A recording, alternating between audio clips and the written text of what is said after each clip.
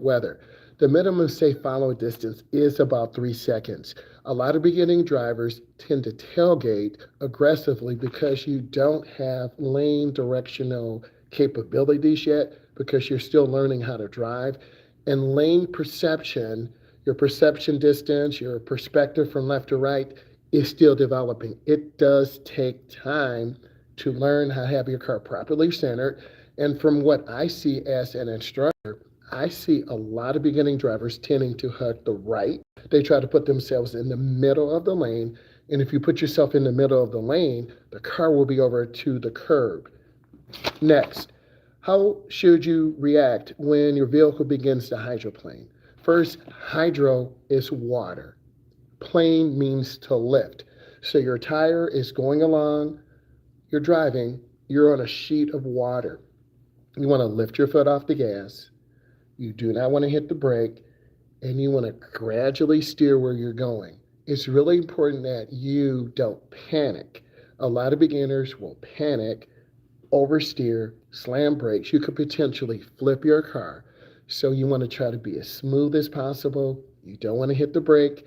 You don't want to make sharp movements on the steering wheel, and you want to look where you want to go. So you want to be smooth. That is the key. Next, what is the correct way to enter a highway from an on-ramp? You want to pick your point, push the gas pedal, and go. A lot of beginners tend to not even push the gas. They're driving at 30 miles an hour. They're driving at 40. People are driving at 65, 75, 85.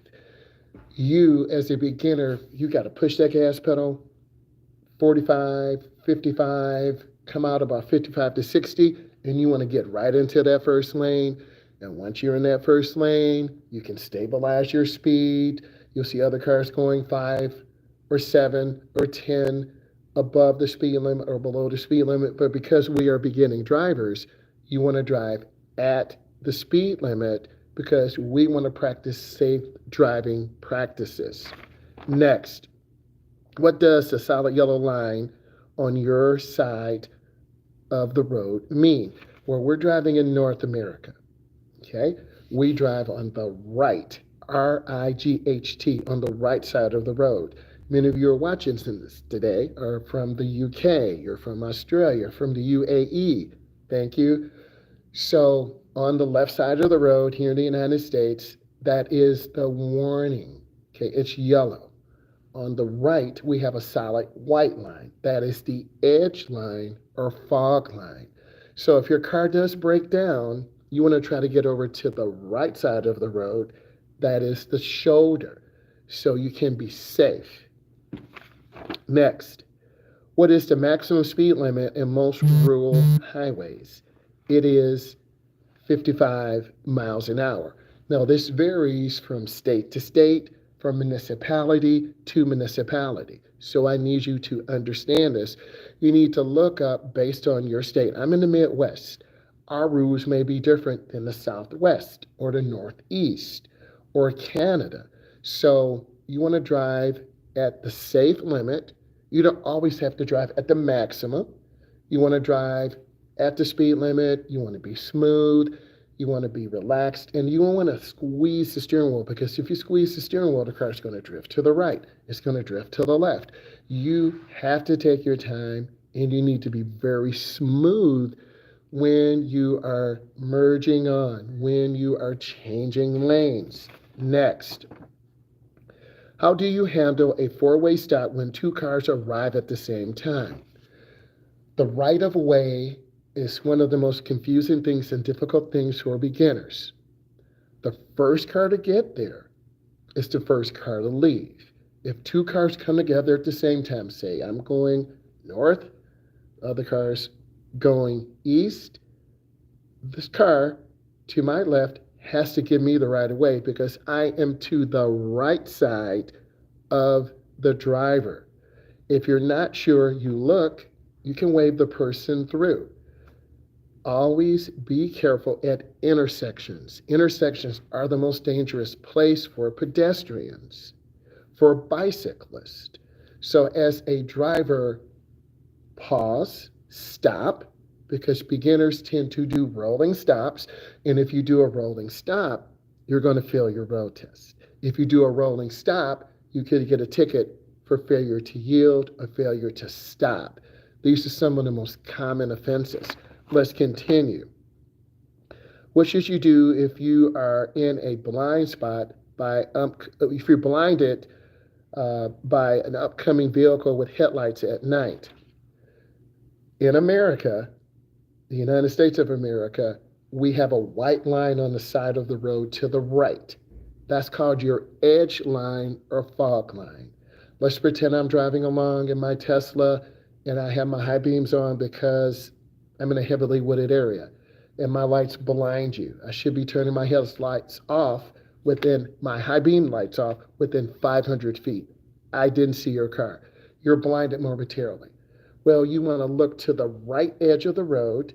That's that white edge line. And there, your pupils will open back up, and then you'll be able to see more of the road. Because if I was shining a bright light into the camera right now, you would get a beam of light, and your pupils would actually close up, not allowing enough light in. So you want to look to the right edge of the road momentarily to allow your pupils to open back up, and then you can see. Next question. What is the correct procedure for merging onto a highway?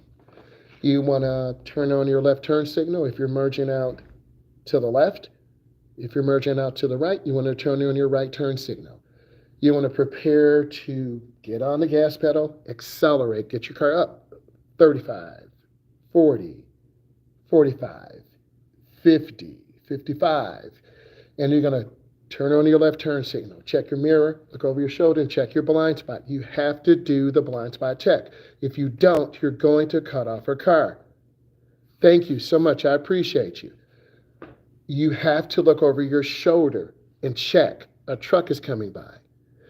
Oh, by the way, traffic already on the expressway, you have to yield to them. What does this mean? Do I slow down? Do I speed up? There are three things I need you to do. Either you're going to go out ahead of traffic. Either you're going to lift your foot and fall in behind. Or the last thing you're going to do is maintain your speed and continue to merge out effectively.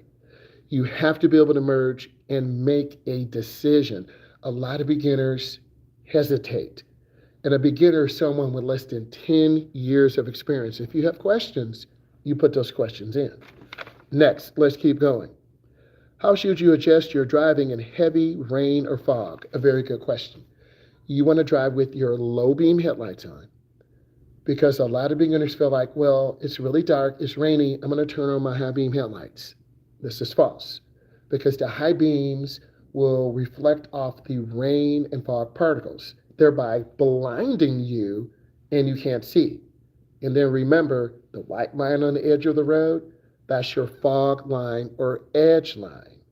So you want to maintain good speed. If it's really hazardous and it's a heavy, heavy, heavy downpour and you don't feel safe, pull over to the side of the road. Occasionally when you drive, you're going to be driving in very heavy, heavy rain.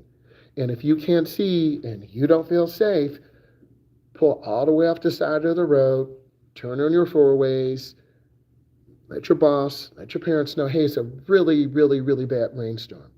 My car's all over the road. I'm going to pull over a few minutes. Thank you for calling. Same thing with fog, because if you can't see, you're going to run into something. And that's the most common thing that beginner drivers do, and experienced drivers, because they think they know how to drive, but in reality, they're some of the most dangerous drivers. Let's continue. What do you do if you have brake failure when driving downhill? Number one, you want to shift into a lower gear. This could be 3, downshifting, 2, or 1. You also want to use your park brake. Your park brake is usually a handle in the middle of the transmission tunnel that's on top. You can gradually pull up that park brake. It will slowly activate your rear park brakes, which are smaller pads. and that can be used to slow the car down. You can also shut the car off.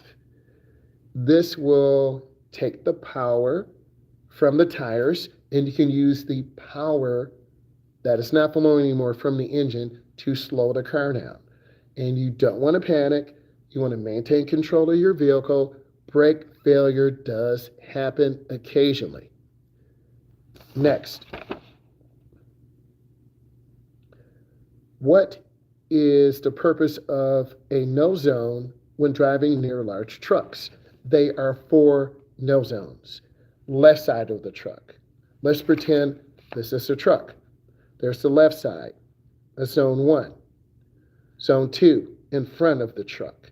Zone 3, behind the truck. Zone 4, to the right. Stay out of those no zones. Let's pretend this is our truck. We want to effectively go through that zone as fast as possible. You don't want to hang around trucks. I made some videos on this. As a beginning driver, you're scared of trucks. You don't want to pass them, so you're vulnerable. You're hanging in the blind spot. This is you. This is the truck. You're halfway. You're hanging in the blind spot. If someone is merging on the expressway, this truck doesn't see you. They're going to come over and effectively push you out of the lane. So stay out of the no zones. A lot of beginners tend to hang around those no zones. There are a lot more trucks on the road. I put out a video this morning, a lot of traffic. And there was an accident this morning that I was not witness to, but 2 cars had crashed. So thereby forcing all the traffic down to the right shoulder because there was a bumper and glass debris on the road. And if I would have ran over that in the car, I would have had flat tires and I would have not made it into the lap. So you really have to look ahead. That's a good question. Let's continue. What is the appropriate speed limit in a school zone? Some school zones are radar monitored. You might see a sign of 15 miles an hour. 20 might be too fast. It depends on the state you're in, the region. I'm in the Midwest. What region are you from? Are you in the Southwest? Are you in the Northeast? Are you in Canada? Are you in Australia? Where is your region? Type that in so we know. The number one thing is safety for the children. Not you being late to work, not you being a high school junior, not you going to vocational school to learn a skilled trade. You want to be aware of the children.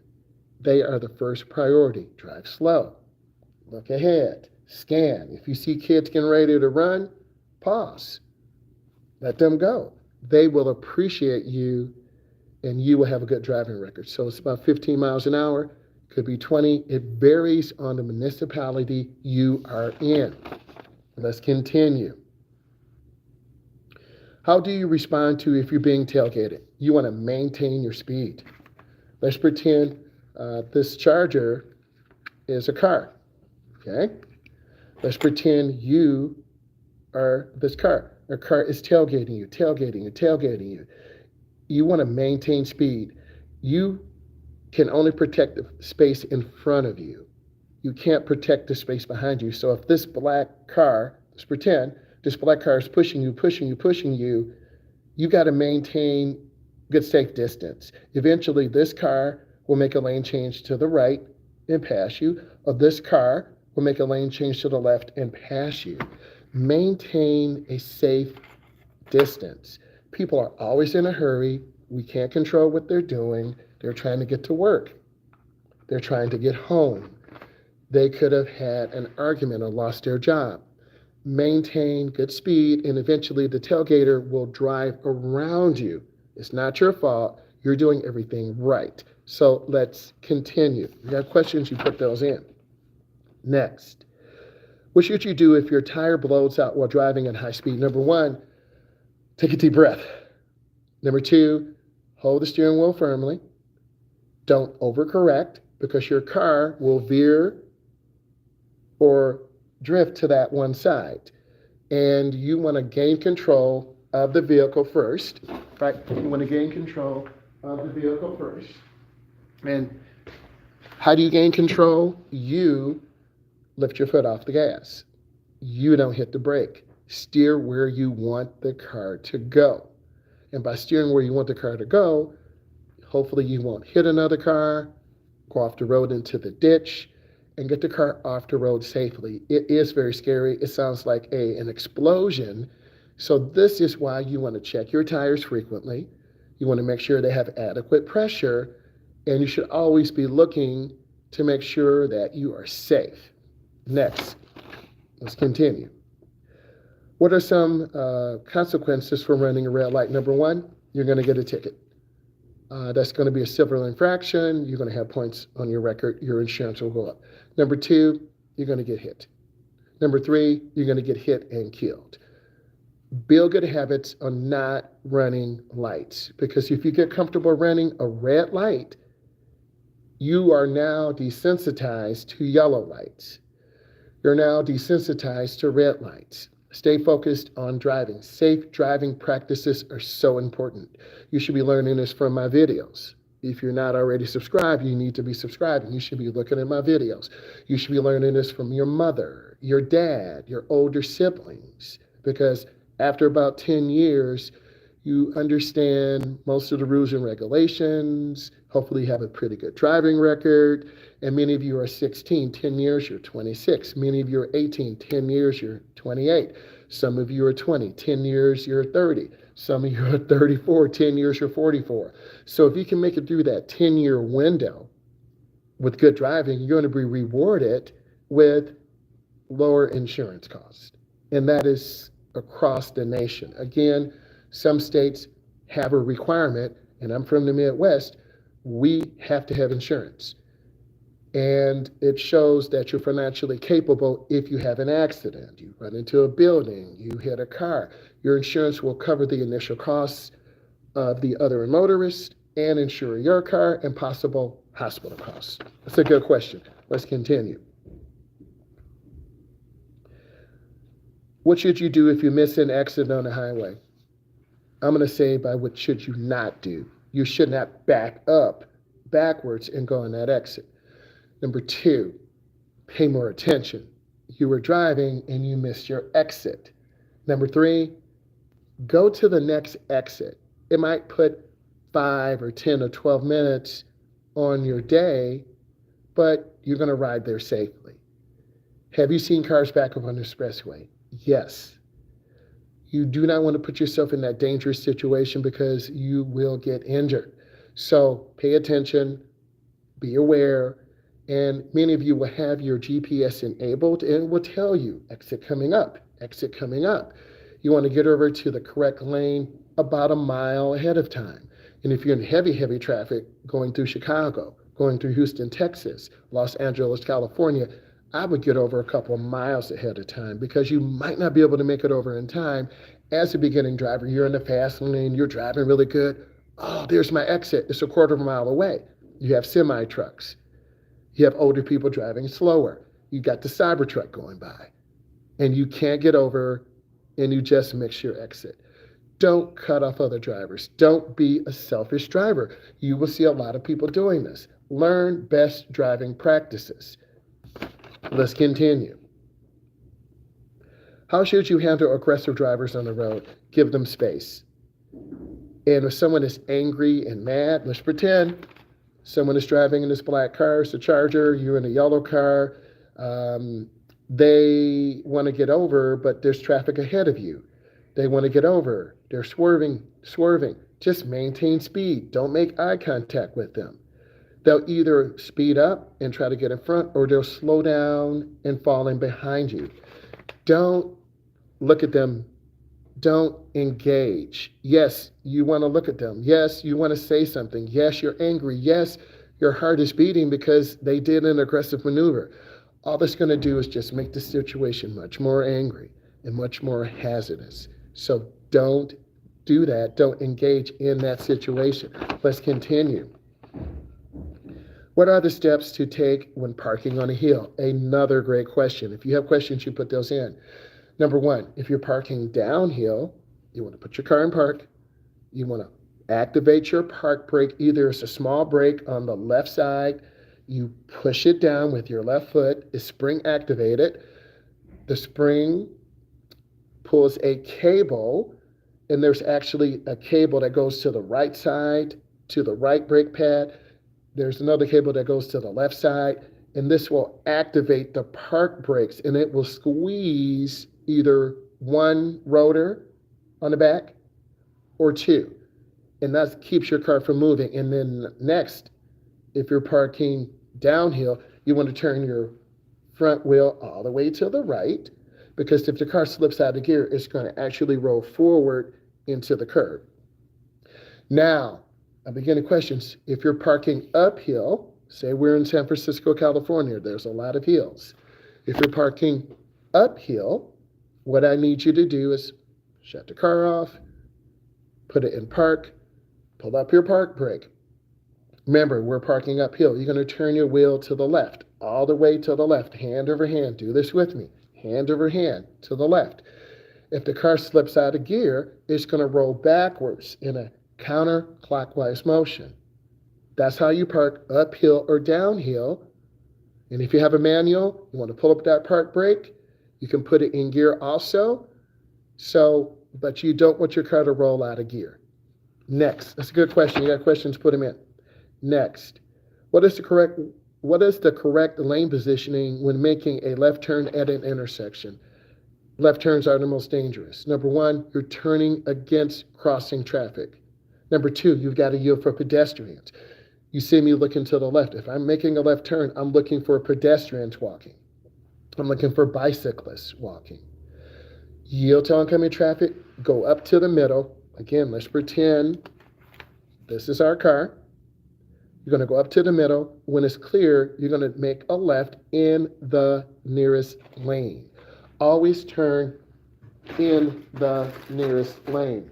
You want to keep your turn as short as possible.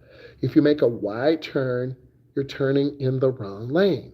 If I'm making a right turn at an intersection, you're making a left, and you go wide, you've hit me. You failed your test. You now have an at-fault accident. And I don't want you to have an at-fault accident. I want you to understand that I'm trying to teach you about driver's ed because I'm a state certified instructor, and I want to give you correct information to help you pass your test. So turn in the nearest lane. If you're in a double left turn lane and you're in the inside left turn lane by the double yellow, you go up to, let's pretend this is our car, you go up to the intersection. Let's pretend my fingers are that double yellow. You want to go up and turn in that nearest lane. Let's pretend you are in a double left turn lane and you're in the outside lane. You want to turn in that second lane. Every intersection is different. So you need to understand what lane you're in and what lane you need to go to. Let's continue.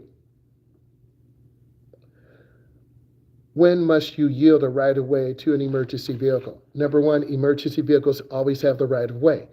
Number two, you want to try to pull over to the side of the road and yield. This means slow down. They have a right to circumvent traffic. Let's pretend this is our emergency vehicle. They can go on the right side of the road. They can go on the left side of the road. Don't panic. Get over safely, because if you panic and stop, you're going to get rear-ended by a car that's not paying attention. Everyone is pulled over and you just got rear-ended. I've seen it happen before. I've been in rear-end collision accidents, and of course, we are not at fault. The other driver who rear-ended us. So that is more common in driver's education than you think. So you need to be thinking about this. Next, let's continue.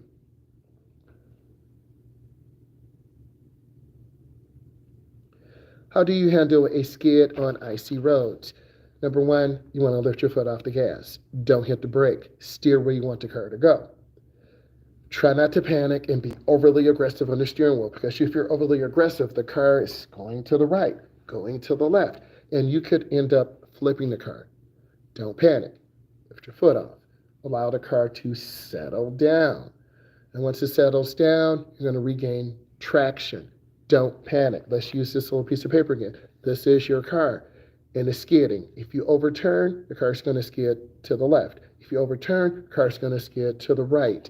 You want to maintain good control and look where you're going. Let's pretend I'm driving, a car skidding. I want to look straight even though I'm going to the left. I want to go straight even though I'm skidding to the right. Look where you want the car to go. Lift your foot off. Try to be as smooth as possible. That's a really good question too. Let's keep going. You got questions, put them in. What should you do when approaching a railroad crossing with no signs or signals? You want to look left and right before you go over the railroad tracks. If you remember, school buses, hazardous material carriers, or semi-trucks that are carrying hazardous chemicals, they'll have that red triangle on the back with the flame on there. That's a hazardous material carrier. They have to stop at the railroad track, state law. You want to look left and right and approach it and think, there's a train there, there's a train there, there's a train there.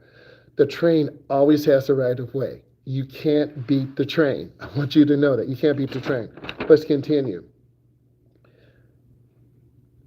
When is it appropriate to honk your horn?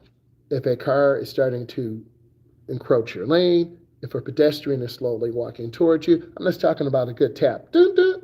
Because if you lay on the horn, you're going to startle the pedestrian.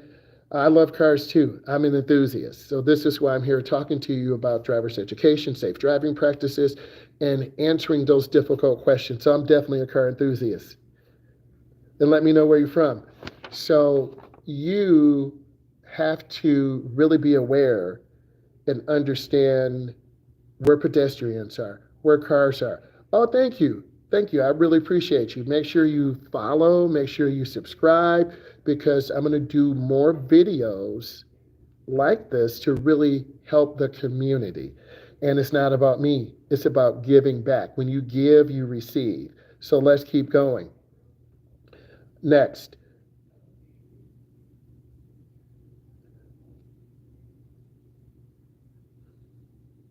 What is the correct way to navigate in a roundabout? That's a lot of questions. I have a lot of students who are so scared of roundabouts. Number one, you want to go in about 15 miles an hour. If we're going 25 or 30, I know we're going to crash. So I'm telling my students, squeeze the brake. If I say hit the brake, you're mine, you're going to hit the brake. Squeeze the brake. Slow that speed down. You want to enter about 15. If we're making a right, prior to us entering, we turn on our blinker. Up is right. Down is left. We yield for traffic in the roundabout. We look, we check, we yield, we turn on our indicator, and we make our turn. But what if I'm going straight? You come up about 15 miles an hour, you yield. You look left, you look right, you check. If it's clear, you proceed in and through. It's not as easy as it sounds. A lot of beginners panic, and they go in too fast, or they lift their foot off the gas, and then the car stalls out. And then when they hit the gas again, the car moves forward. If we were driving a manual, you've lost clutch control. And then the car will buck up and down, and then you're going to lose points. This is not a rodeo.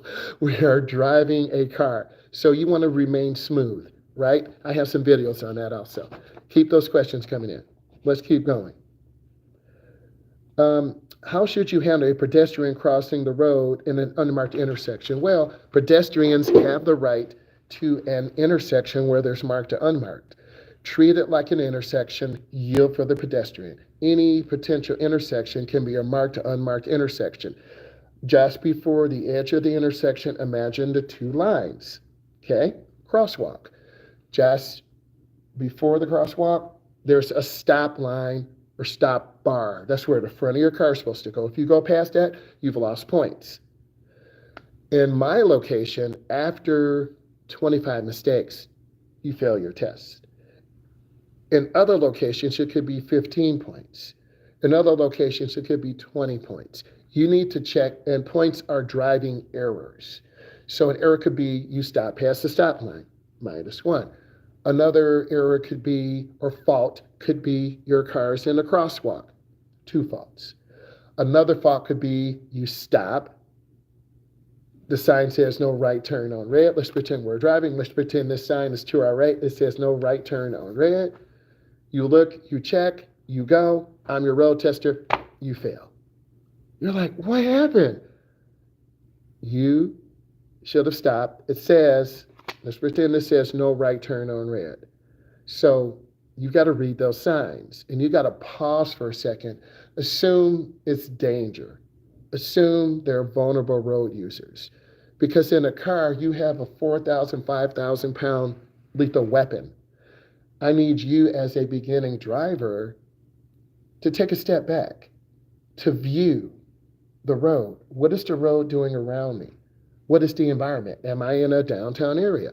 Am I in Johannesburg, South Africa? Am I in downtown Detroit, Michigan? Am I in downtown Houston, Texas? Am I in downtown Los Angeles, California? That environment will dictate what you do, how you drive. Always look. Another good question. Let's keep going. What is the recommendation course of action if your car stalls in the railroad track? Get out of the car, because the train will come and it will split the car in half. And there have been horrific accidents. You are worth more than your car. Humans can be replaced. Humans cannot be replaced. A car can be. So if your car stalls out, get out of the way, leave the car, and run. Not toward the train, away from the train. Let's continue.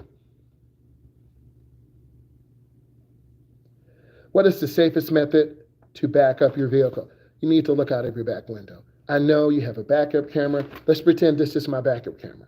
It's usually a 4x6. So let's pretend this is my backup camera. I can look at this and back up, but I got to turn my shoulder. I got to look over my back window. You've got to look out of your back window. You can hit the car across from your house. You can hit a car going down the street. You could run over, heaven forbid, a little kid because they're shorter than the view of the mirror, because there's a blind spot 4 to 6 feet around the car. Most cars have sensors. It will beep, beep, beep, beep, beep, beep, beep. This is you backing up, and I'm going by. Beep, beep, beep, beep, beep, beep. It will beep. But as a result, if your sensors are dirty, or you went on a dirt road, or your car's dirty, those sensors are covered up. Look out of your back window. If you're backing up to the right, you look to the right. If you're backing up to the left, you look to the left. Have your head on a swivel. And then that backup camera can be an addition to helping you. Let's keep going. Got more questions, you put them in.